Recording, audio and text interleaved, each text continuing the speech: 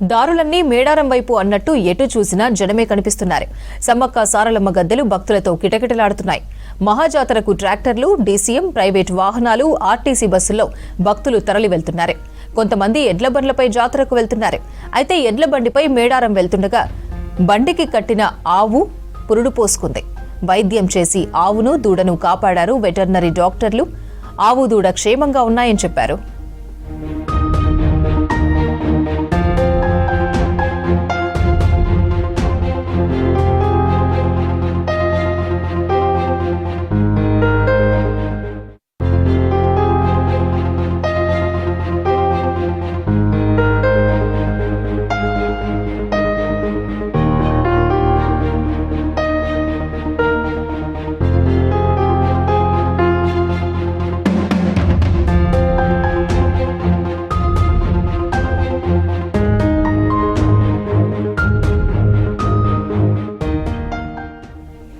దారులన్నీ మేడారం వైపు అన్నట్టు ఎటు చూసినా జనమే కనిపిస్తున్నారు.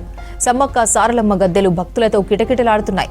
మహాజాతరకు ట్రాక్టర్లు, డీసీఎం, ప్రైవేటు వాహనాలు, ఆర్టీసీ బస్సుల్లో భక్తులు తరలి వెళ్తున్నారు. కొంతమంది ఎడ్ల బండ్లపై జాతరకు వెళ్తున్నారు.